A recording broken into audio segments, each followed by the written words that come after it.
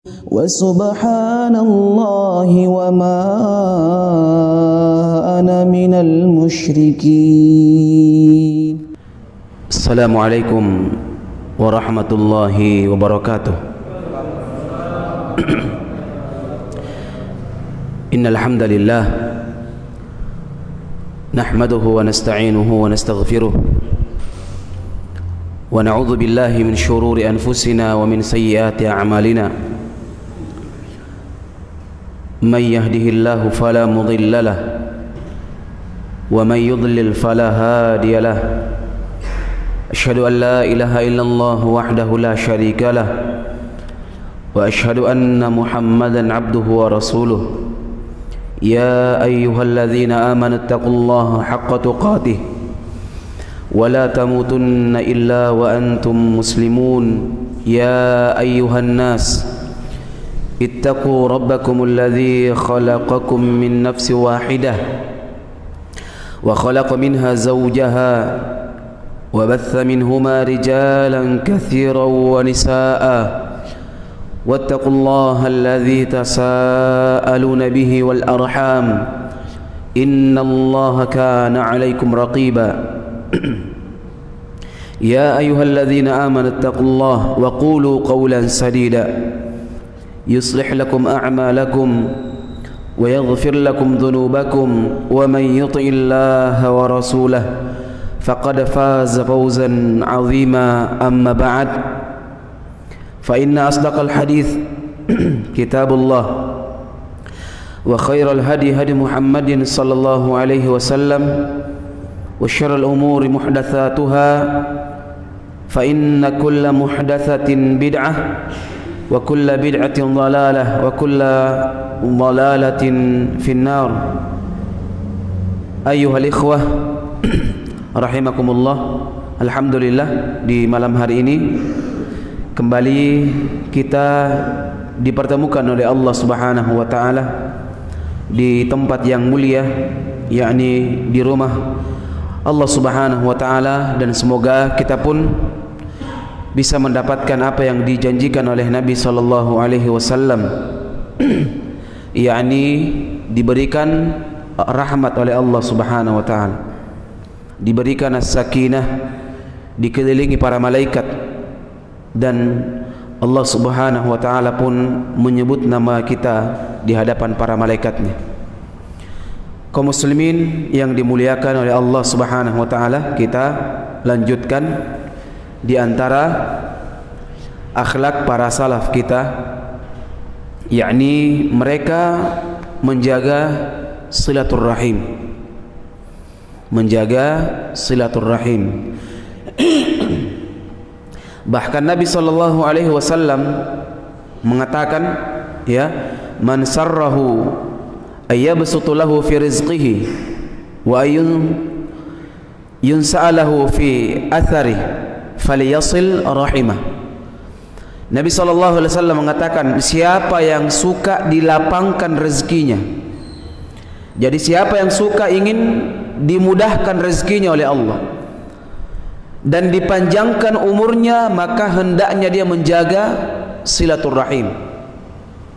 Masya Allah.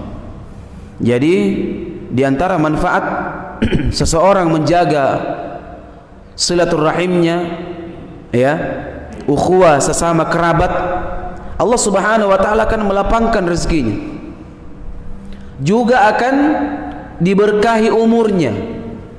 Nah, ini ada perbedaan pendapat para ulama ketika, ya, memaknai hadis yang mulia ini. Apa maknanya dipanjangkan umur? Apa maknanya dilapangkan rezeki? Ya, padahal umur dan rezeki seorang hamba telah ditetapkan oleh Allah Subhanahu wa taala. Kapan itu?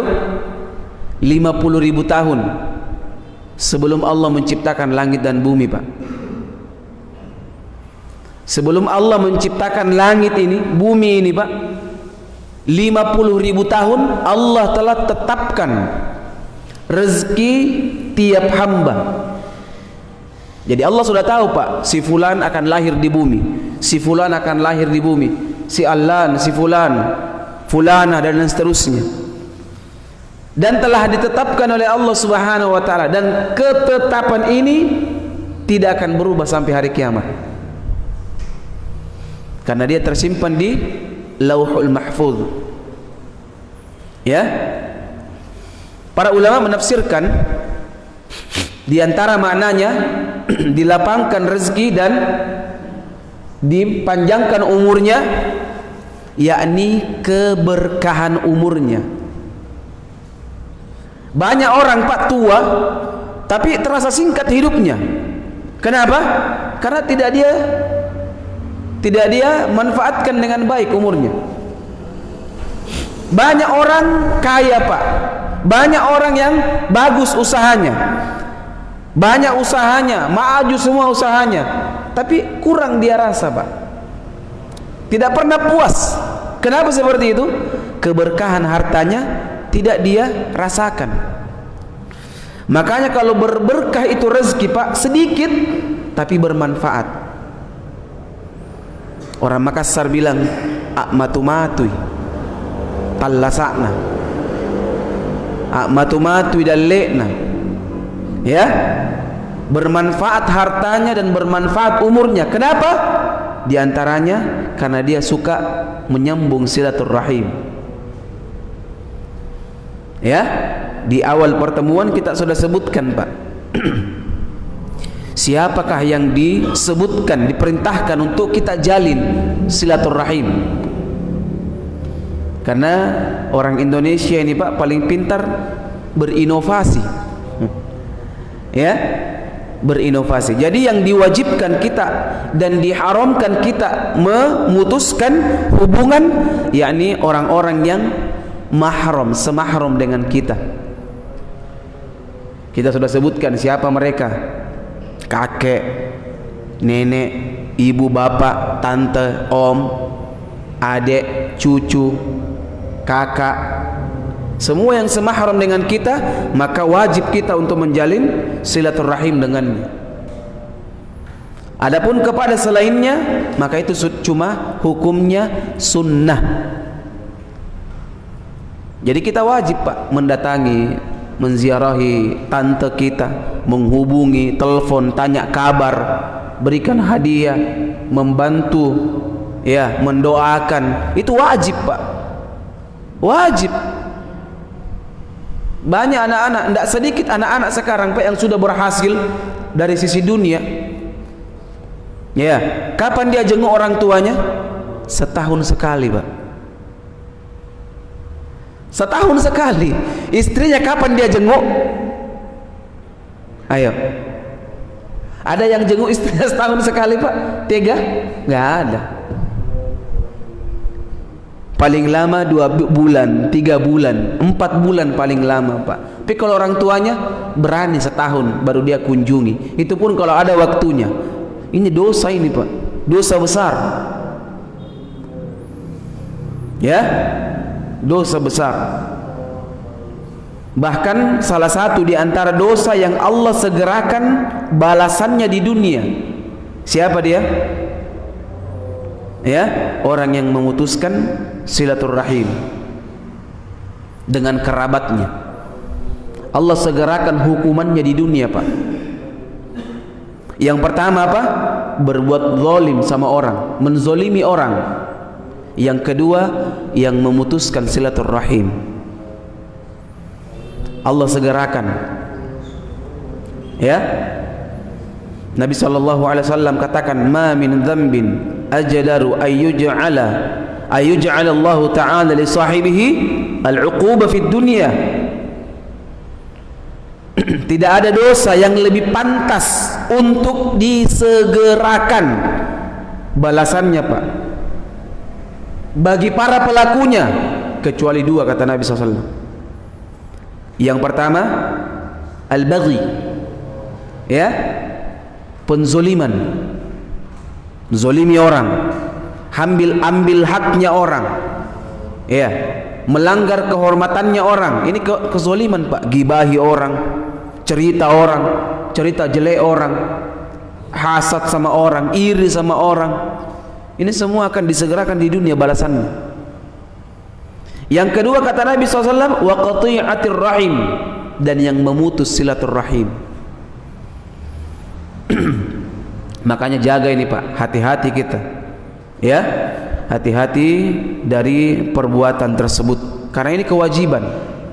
Yang namanya wajib Pak, itu melanggar dapat dosa, dan tidak sedikit dosanya Pak, tidak sepele dosanya. Bukan cuma di akhirat kita dapatkan dosanya, ganjarannya, tapi di dunia disegerakan oleh Allah Subhanahu wa taala. Dan bagi mereka yang menjaga, ya, bagi mereka yang berusaha untuk mewujudkan silaturrahim, maka Allah Subhanahu wa taala akan menyegerakan kebaikan di dunia baginya. Apa itu? Panjang umurnya dan diberkahi rezekinya. Masya Allah. Dan hadis yang semisal dengan ini Pak banyak sekali. Yang tadi hadis diriwayatkan oleh Imam Ahmad, diriwayatkan oleh Imam Bukhari dan Imam Muslim dari sahabat yang mulia Abu Hurairah radhiyallahu taala anhu.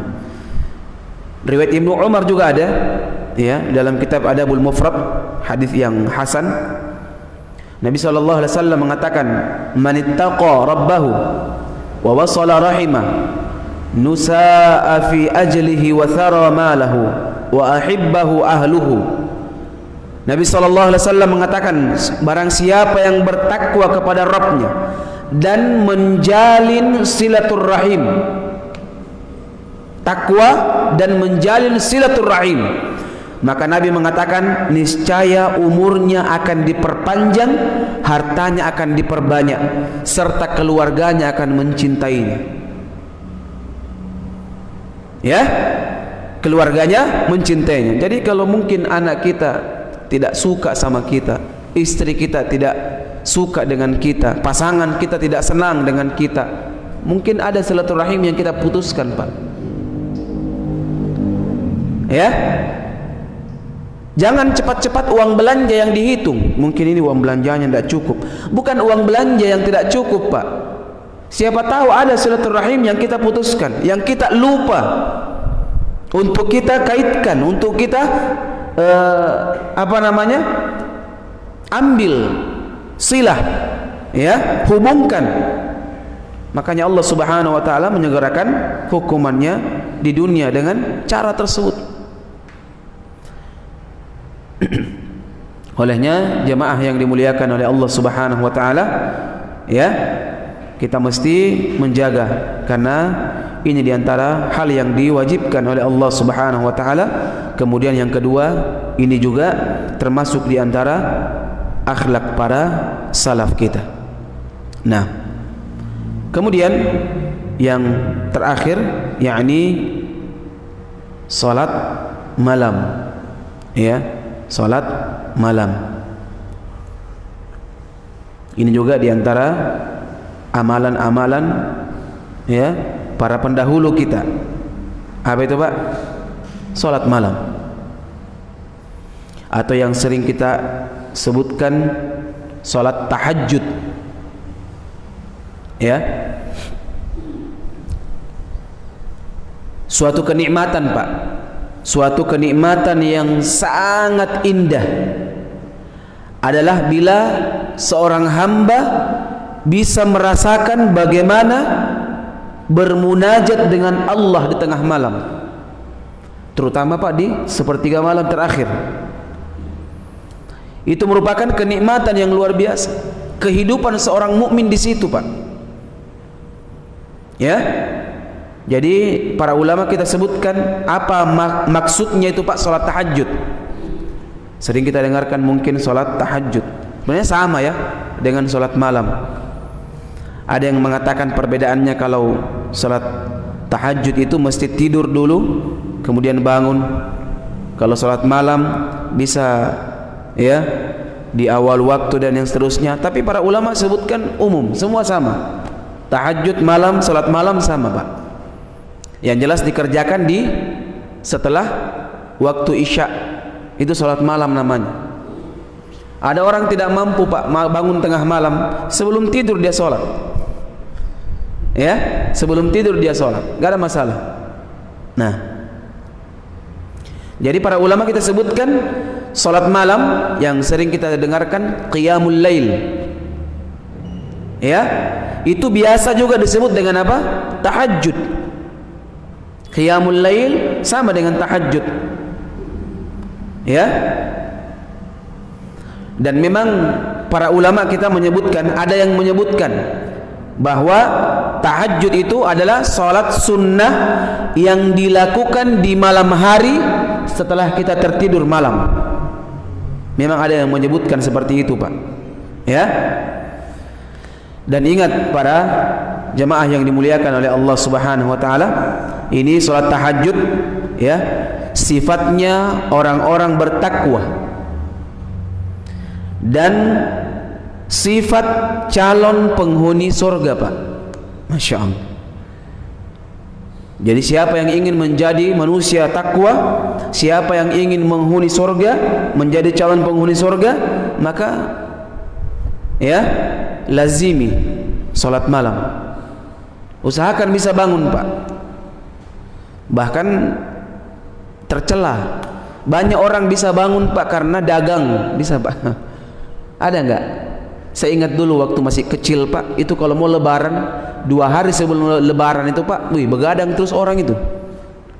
Apalagi saya yang tinggal di dekat Pasar Terong, Pak, jual ayam, begadang itu, Pak, 2 hari 2 malam penjual ayam. Ya, begadang, jaga kandang, Pak, karena kandangnya itu apa namanya, los, tidak ada yang jaga, jadi kita yang jaga, Pak. Biasa sampai subuh tidak tidur, pagi cuma 1 jam 2 jam tidur, bisa, Pak, 2 hari. Masya Allah. Masa untuk sholat malam tidak bisa bangun? Dengarkan perkataan Allah Subhanahu wa taala. Allah mengatakan, innal muttaqina fi jannati wa uyun akhidhina ma atahum rabbahum innahum kanu qabla dzalika muhsinin. Dalam surah Az-Zariyat Allah mengatakan, sesungguhnya orang-orang yang bertakwa berada dalam taman-taman surga, dan di sana terdapat mata air. Ya. Ya, sambil menerima segala pemberian Rabb mereka. Kanu qalilan minal laili ma yahja'un wa bil ashari hum yastaghfirun. Lihat, Allah mengatakan kanu qalilan minal laili ma yahja'un. Sesungguhnya mereka sebelum itu di dunia apa? Sedikit sekali tidur malam. Iya. Sedikit tidur malam itu orang beriman, Pak. Sifatnya penghuni calon penghuni surga, Allah sebutkan kanu qalilan minal laili ma yahja'un. Di dunia mereka sedikit sekali tidur di malam hari, Pak. Sedikit tidurnya orang beriman di malam hari. Wabil ashar hum yastaghfirun, dan selalu memohon ampun di waktu pagi sebelum fajar, sebelum masuk waktu subuh mereka beristighfar. Lihat, Allah sebutkan Imam Hasan al-Basri rahimahullahu ta'ala, Imam Hasan al-Basri, tabi'in yang mulia, beliau mengatakan, yakni mereka sengaja melaksanakan qiyamul lail, orang-orang bertakwa ini di malam hari, Pak. Mereka hanya tidur sedikit saja, mereka menghidupkan malam hingga sahur menjelang subuh, dan mereka pun banyak beristighfar di waktu sahur. Makanya waktu sahur itu, Pak, kalau sudah makan sahur, usahakan perbanyak istighfar. Astagfirullah wa atubu ilaih, astagfirullah. Ini waktu yang paling baik kita banyak istighfar, Pak. Lihat, Allah sebutkan wabil ashar hum yastaghfirun, dan waktu sahur mereka beristighfar. Siapa ini? Sifatnya orang bertakwa dan sifatnya calon penghuni surga. Makanya tidak ada itu orang dibilang orang saleh tidurnya sampai bagus kalau sampai subuh tidurnya Pak. Kalau bangunnya salat subuhnya dijamak dengan salat duha. Bagaimana tuh Pak salat subuh jamak dengan duha? Bangun jam 6:30, jam 6 pagi Pak. Susah bangun. Hati-hati Pak. Yang membuat menghalangi orang bangun ibadah itu Pak, itu maksiat. Saya ini susah bangun malam Ustaz. Saya ini susah bangun, apalagi salat subuh. Itu karena maksiat banyak. Pernah salah seorang ulama, dia tidur pas terbangun pas azan subuh. Nangis dia Pak. Nangis, kenapa? Tidak salat malam. Apa yang dia katakan? Oh, saya baru ingat, ternyata 40 tahun yang lalu ada sesuatu yang saya pernah lakukan dan sekarang ganjarannya. 40 tahun yang lalu Pak dia lakukan. Ada sesuatu yang dia lakukan di 40 tahun yang lalu, sekarang baru diberikan balasannya oleh Allah Subhanahu wa taala. Apa balasannya? Dihalangi dari beribadah. Makanya kalau Allah berikan balasan dosa kita Pak, kalau cuma sekedar bangkrut, dipecat, jatuh, sakit, itu belum seberapa Pak balasannya, belum, kecil itu. Apa balasan yang paling besar dari dosa ini? Efek dosa yang paling besar ketika manusia terhalangi dari ibadah. Nah, itu baru besar. Imam Ibnu Qayyim al-Jauziyah, taladzuz bil ibadah, lezat ketika beribadah ini nikmat yang paling besar, lebih besar daripada bumi ini Pak. Dan nikmat terbesar yang Allah cabut dari kita adalah ketika Allah mencabut rasa nikmat beribadah. Ketika ada orang sholat Pak, gersang perasaannya, hati-hati. Apa obatnya?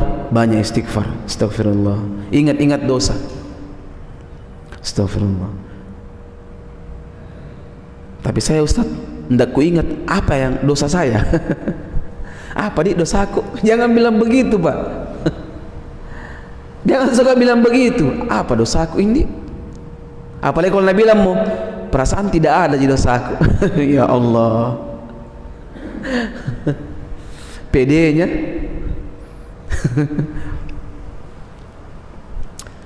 Nabi SAW, siapa yang tidak kenal Nabi?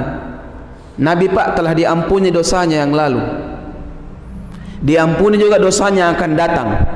Rasulullah SAW dijamin surga, tapi istighfar beliau dalam riwayat 70 kali, akthar min 70 marrah.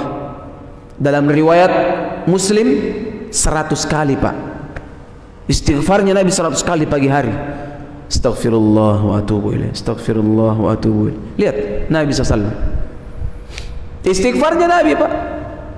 Belum kalau Nabi sholat malam, nih sampai bengkak kakinya.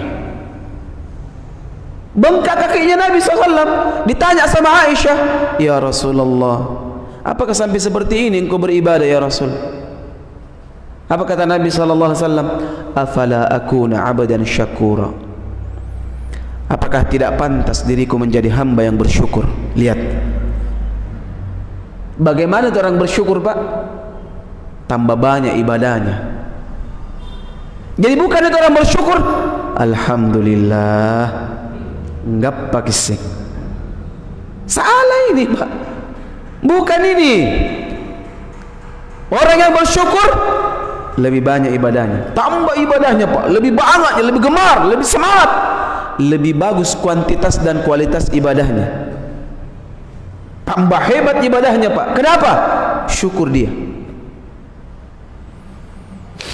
Makanya sekarang banyak orang alhamdulillah tapi tidak sholat. Ya, tidak sholat. Alhamdulillah, alhamdulillah, alhamdulillah. Burung beok juga bisa alhamdulillah Pak. Iya, burung beok itu alhamdulillah juga, tapi tidak sholat. Ya, manusia kalau tidak sholat, tidak beribadah, tidak bersyukur, kufur dia. manusia yang ingkar kepada Allah, seburuk-buruk manusia, mereka yang tidak mau beribadah kepada Allah. Nah, kaum muslimin yang dimuliakan oleh Allah Subhanahu wa taala. Kemudian Allah Subhanahu wa taala di antara kebaikan salat malam, yakni Allah membedakan dia dengan manusia yang tidak salat malam. Allah spesialkan orang-orang beribadah malam. Allah perhatikan, Allah jaga, Allah khususkan, Allah istimewakan dia. Siapa? Mereka yang menjaga salat malamnya jamaah. Disebutkan dalam sebuah riwayat atau dalam Al-Quran sendiri, dalam surah Az-Zumar ayat ke-9, Allah Subhanahu wa taala mengatakan, amman huwa qanitun ana al-lail sajidan wa qa'ima yahdharul akhirata wa yarju rahmata rabbih qul hal yastawil ladzina ya'lamuna wal ladzina la ya'lamun innama yatadzakkaru ulul albab. Allah Subhanahu wa taala mengatakan, apakah kamu wahai orang-orang musyrik lebih beruntung ataukah orang-orang yang beribadah di waktu-waktu malam dengan sujud dan berdiri mereka? Lihat, sedangkan mereka melakukan karena takut kepada azab akhirat dan mengharapkan rahmat Tuhannya. Lihat Pak, jadi orang yang melakukan salat malam, tidak ada yang bisa membuatnya melakukan salat, tidak ada yang mendorong dia melakukannya kecuali apa? Takut azab Allah Subhanahu wa taala dan mengharap rahmatnya. Baru sepotong ayat ini, belum sampai di sini. Pendorong orang melakukan ibadah malam di malam hari apa? Allah mengatakan, yahdharul akhirata wa yarju rahmata rabbih, karena mereka takut dengan azabnya Allah. Makanya salat yang paling ikhlas itu Pak, bukan yang ada di masjid ini Pak. Yang di masjid ini belum tentu kita bisa ikhlas. Ayo Pak, di mana kita bisa ikhlas, melatih keikhlasan? Ketika bangun tengah malam, tidak ada yang lihat, tidak ada yang tahu, panjang solatnya tidak ada yang lihat, hebatnya kita melakukan ibadah tidak ada yang lihat. Disitulah kita mengukur jamaah keikhlasan kepada Allah Subhanahu wa taala. Makanya Allah sebutkan, tidak ada yang membuat dia bangun malam. Orang-orang yang beribadah, sujud dan ruku, kecuali apa? Takut azab akhirat dan mengharapkan rahmat Tuhannya. Kemudian Allah mengatakan, qul hal yastawil ladzina ya'lamun wal ladzina la ya'lamun. Katakan wahai Muhammad, apakah sama orang-orang mengetahui dengan orang-orang yang tidak mengetahui? Sama enggak? Innama yatadzakkaru ulul albab. Kemudian Allah mengatakan, sesungguhnya orang yang berakal yang bisa mengambil pelajaran. Lihat jemaah, di sini disebutkan qanitun, yakni mereka yang berdiri. Kunut itu Pak, berdiri. Tulul kunut. Dan orang yang khusyuk dalam ibadahnya. Luar biasa Pak, luar biasa salat malam ini. Amalan yang mungkin semua orang bisa melakukan Pak, semua orang mau melakukan, tapi mereka yang betul-betul bisa mewujudkan ini, siapa mereka?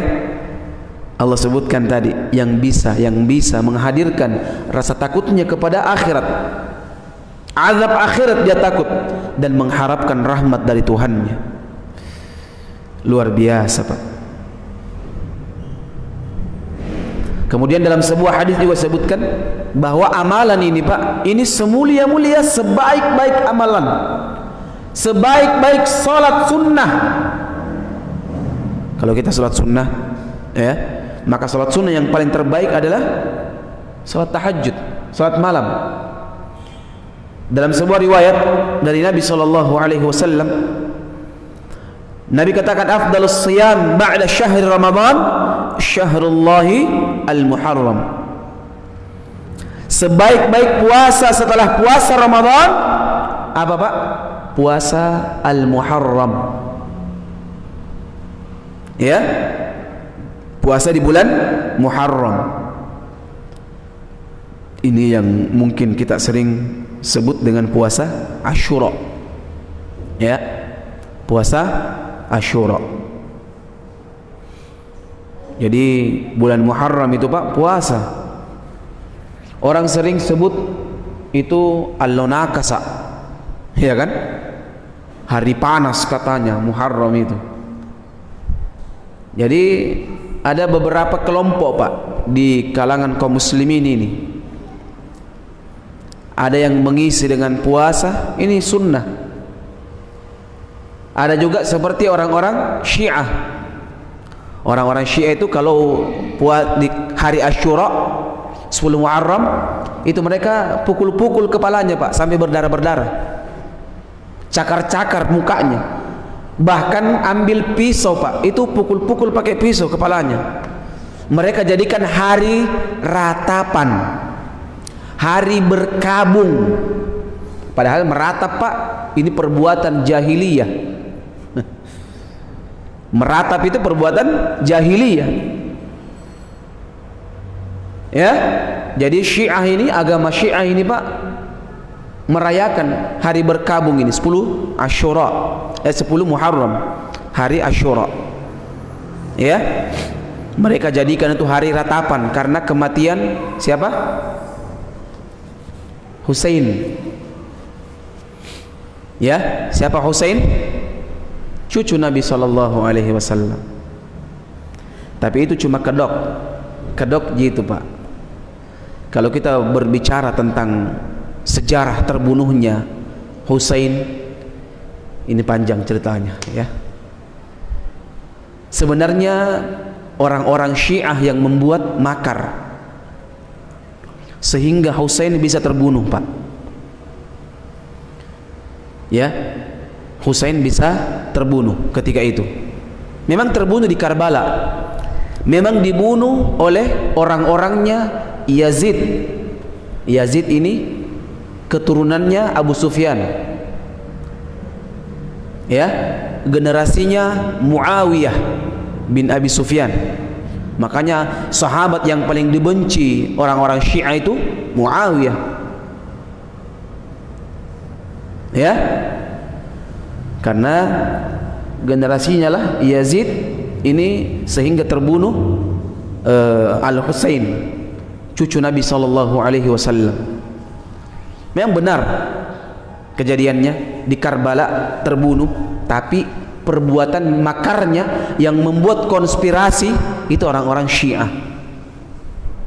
Nah, ini yang mereka tutupi, Pak. Sebenarnya orang Syiah itu, Pak, kedok. Sebenarnya itu mereka orang-orang kufar, orang-orang kafir. Rafidhah itu orang-orang Yahudi yang berselimut Islam, masuk ke dalam tubuh kaum muslimin, ingin menghancurkan Islam dari dalam. Ya, mereka punya ketua pelopor itu orang-orang Yahudi, Abdullah bin Saba, yang dibakar oleh Ali bin Abi Thalib.